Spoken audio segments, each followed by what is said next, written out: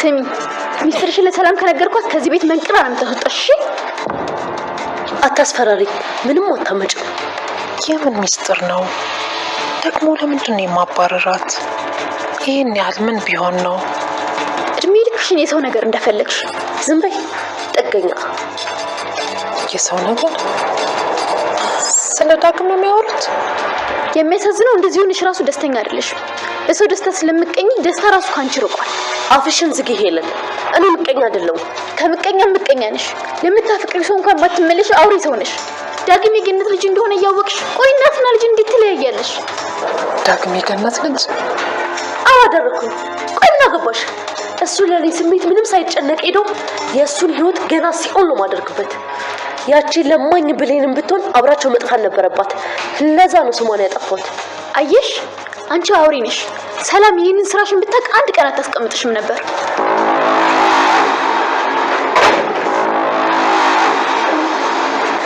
ገነት የዳግም እንደፎከረ አደረገ። በኃይሉን እንግዲህ እናቴ ጫፍ እንዳትደርስ እናቴ አጠገብ እንዳትደርስ በማለት ወግቶታል ማለት ነው በጩቤ። እኔ ነው የምታስፈራራው አንተ ህፃን እያለ እንግዲህ ሲቀልድበት ነበረ። ነገር ግን በእናቴ የምትመጣ ከሆነ አልተወከም፣ ከዚህ በኋላ ከእናቴ ላይ አርፈክ እንድትቀመጥ እፈልጋለሁ በማለት እንግዲህ ሲስቅበት ሲያላግጥ ያንኛው። ከዛ በመቀጠል ቀጥሎ ምን አድርጓል?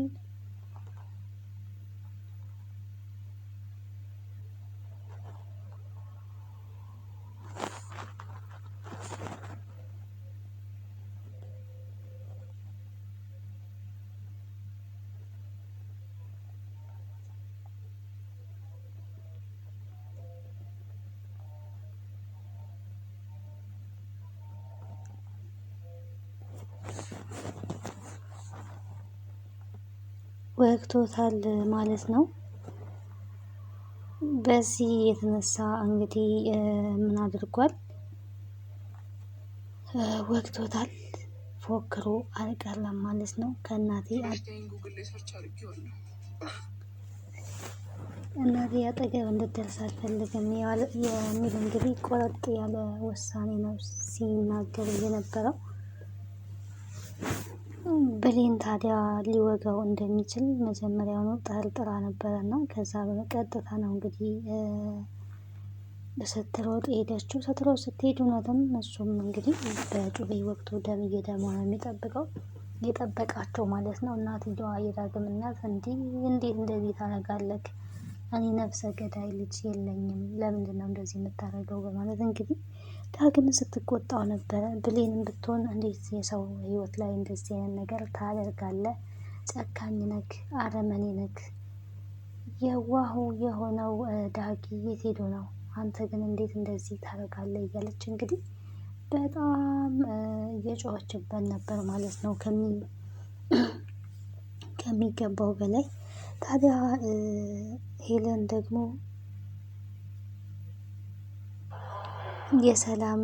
ለሰላም እንግዲህ የቃልን ሚስጥር ለመናገር ወስና ነበረ ማለት ነው። በዛሬው ዕለት እንግዲህ ስልክ ሲደወል ነው የተቋረጠው እንጂ እናገራለሁ ብላ በወሰነችበት ቅጽበት ላይ ነው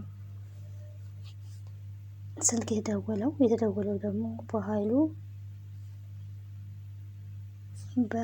እስር ቤት ነው የሚል በኃይሉ ሆስፒታል ነው የሚል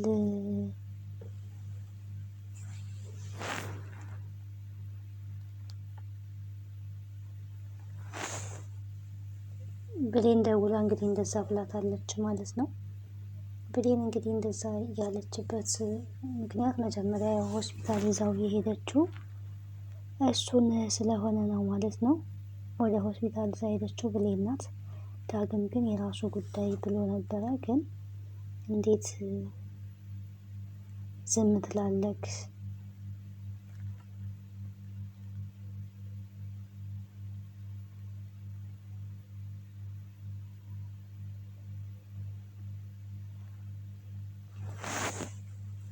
ከየት የመጣ ባህሪ ነው ማለት እንግዲህ በጣም ደጋግማ ስትናገረው ነበረ። ይሄ ጨካኝ ይሄ አረመኔ ያንሰዋል በእናቴ ስለመጣ ነው። እናቴን እኮ ልግደልሽ ነበረ ሲላት የነበረው። ስለዚህ ይገባዋል ነው የዳግም ምላሽ የሆነው ማለት ነው። ይገባዋል የሚል ምላሽ ነበረ ሲመልስ የነበረው።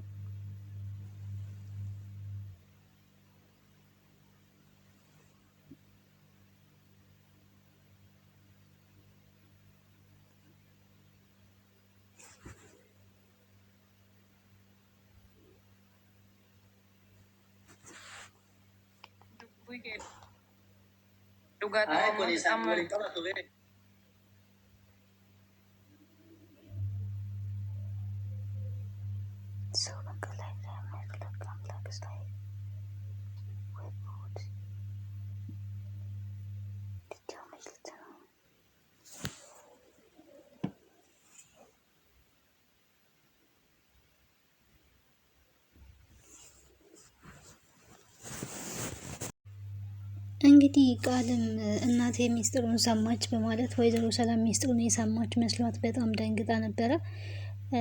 መጀመሪያ ላይ እንግዲህ ሰላም ውጭ ላይ ቆማ ሄለንና ቃል ሲጨቃጨቁ እያዳመጠች ነበረ። ስታዳምጥ እንግዲህ ይህን ሁሉ ውሸትሽን እኮ ለሰላም ብነግራት ከዚህ ቤት በአንዲው ታባረረች ነበረ እያለች እንግዲህ ስትናገራት ነበረ ማለት ነው። ብሌን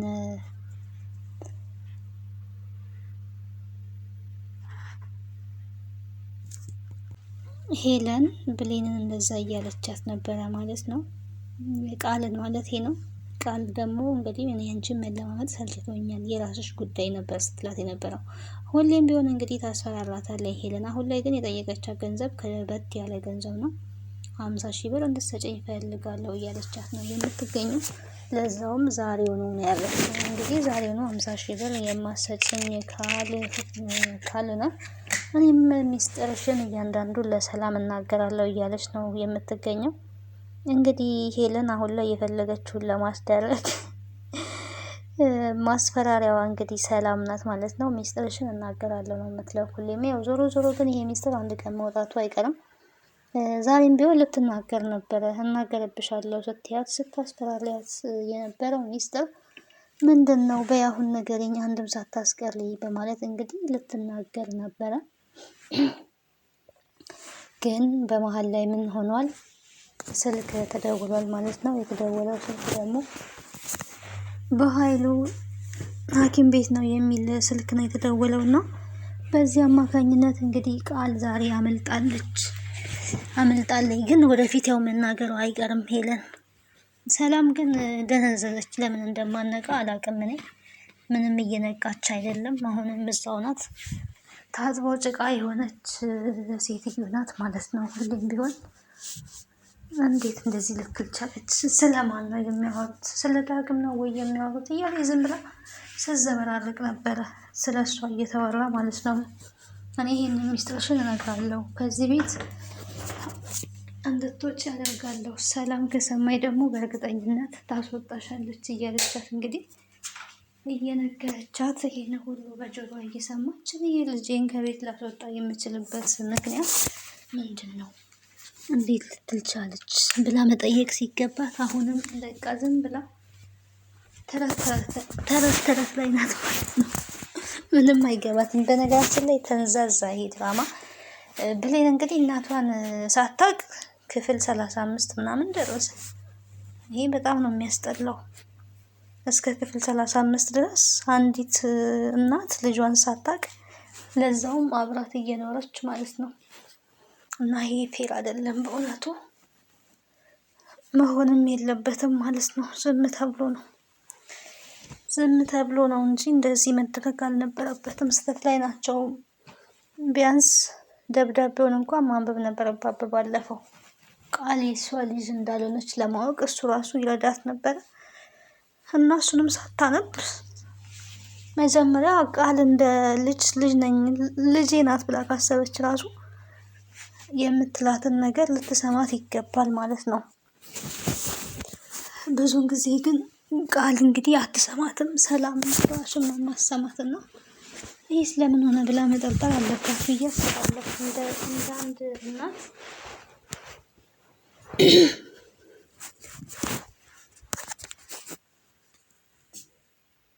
ልጇን እናቷን መስማት ማዳመጥ አለባት።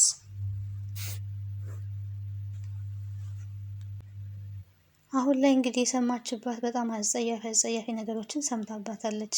ራሷ በጆሮ ነው ደግሞ ሰላም የሰማችው። ይሄንን እንግዲህ ዳግምንና እናቱን ለማለያየት ስታደርግ የነበረው ጥረት ከምንም በላይ ከባድ ነው። ብሌንን ወጥታ ከቤት ለማውጣት እንግዲህ እየሞከረች ነበረ። እናቷንም እንደዛው ከቤት ውጡ፣ እናንተ ልትሰርቁ ነው የመጣችሁት ሌቦች እያለች ስማቸውንም ስታጠፋ ነበረ። ይህንንም እንግዲህ ሆነ ብላ አውቃ እንደምታደርግ እንግዲህ ስትናገር ይህንን ሁሉ ሰምታታለች። ታዲያ ሄለን ግን እናትና ልጅን ለመለያየት ለምን ፈለግሽ? አንቺ ክፉ ነሽ፣ ራስ ወዳድ ነሽ፣ ምቀኛ ነሽ፣ ብዙ ነገር ብላታለች። እና እንደዚህም ሆነሽ ግን ሰዎች ላይ ክፉ እየሰራሽ ያንቺ ያልሆነውን የሰዎችን ነገር እየፈለግሽ ግን አላለፈልሽም። ደግሞ ደስተኛ ሆነሽ እየኖርሽ አይደለም፣ እያስመሰልሽ ነው የምትኖሪው እያለች እንግዲህ እየነገረቻት ነበረ። እንግዲህ በኃይለኛው ሲጨቃጨቁ እነሱ ሰላም የለችም ብለው ነበረ። ሰላም ግን እንደ አጋጣሚ ቆም ብላ እየሰማች ነበረ። እንደውም ቸኩላ ገባች። እንዲህ ትንሽ ቆየት ብትል ኖሮ ምናልባትም ቃል የእሷ ልጅ እንዳልሆነች ራሱ የምታረጋግጥበት ጊዜ ነበረ። ግን ምን ያደርጋል ቸኩላ ገባች። ቃልን ያው ተቆጣታለች። ሁሉንም ነገር ሰምቻለሁ ስትል ቃል ድንግጥ ነው ያለችው። ልጅ እንዳልሆንኩኝ አወቀችው የሚለው ነገር እንግዲህ ሁሌም ነው የሚያስደነግጣት። ሁሌም እንደደነገጠች ነው።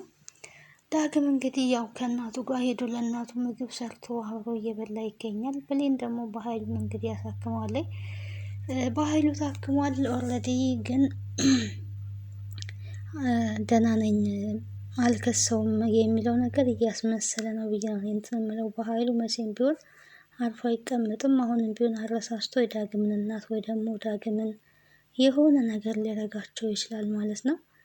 የብሌን እና የዳግም ግንኙነት እንግዲህ የብሌንን እናታቸውን ቅር አሰኝቷታል።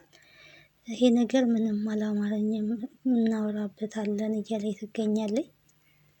ብሌንም ብትሆን እንግዲህ አሁን ላይ ከዳግም ጋር ትንሽ ለመራቅ እየወሰነች ነው። ምክንያቱም ሰውስ ምን ይላል ወንድሜ ነው እያለች ነው የምትገኘው። እሱ ደግሞ እንግዲህ ዳግም የስጋ እህቴ አይደለሽም፣ እናቴ ብታሳድግሽም፣ ስለዚህ ሰው ምን ይላል ብለን እኛ ፍቅራችን ማጣት የለብንም እያለ ይገኛል። ያው ዳግም ልክ ነው። ሰው ስለ ሰው ያወራል እንጂ የሰውን ሕይወት ሊኖር አይችልም። ያው ማውራት ሰው ሁሌ እንዳወራ ነው። ስለዚህ ኖርማል ነው ብዬ ነው የማስበው። እኔም እንደኔ ሀሳብ እንግዲህ አላቅም። እናት አሳደገቻት። አንድ እናት የእሱ እናት እሷን አሳደገቻት እንጂ አልወለደቻትም። ስለዚህ ምንም በእርግጥ ከወለደ ያሳደገ ይባላል። ግን ለጋብቻ የሚከለክላቸው ነገር ያለ አይመስለኝም። አይዶን ነው አላቅም።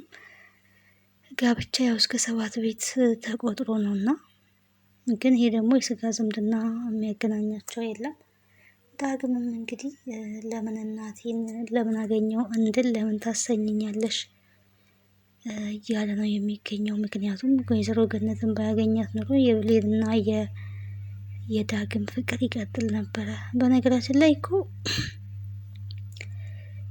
ብሌን እነሷ ወልዳት ቢሆን ኖሮ እንኳን አስባችሁታል፣ እነሱ የፍቅር ግንኙነት ጀምረዋል ኦልሬዲ ማለት ነው።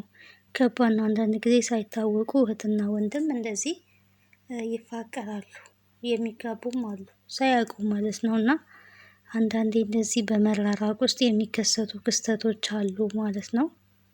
ዘመድ ለመጠያየቅ እንደዚህ በሆነ አጋጣሚ በመለያየት እንግዲህ ዳግም ወዶና ፈቅዶ አይደለም ከቤት የወጣው፣ ግን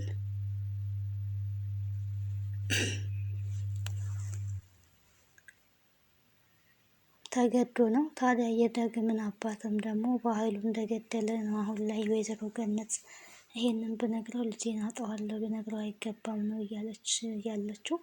በእርግጠኝነት አባቱንም እንግዲህ እሱ እንደገደለው ከሰማ ከባድ ነገር ነው የሚፈጠረው ማለት ነው። ቀጣዩ ምን ይሆናል የሚለውን አብረን የምናይ ይሆናል። ስለነበረን ቆይታ አመሰግናለሁ። ባይ ባይ። ቤተሰብ ያልሆናችሁ ቤተሰቡ ነው።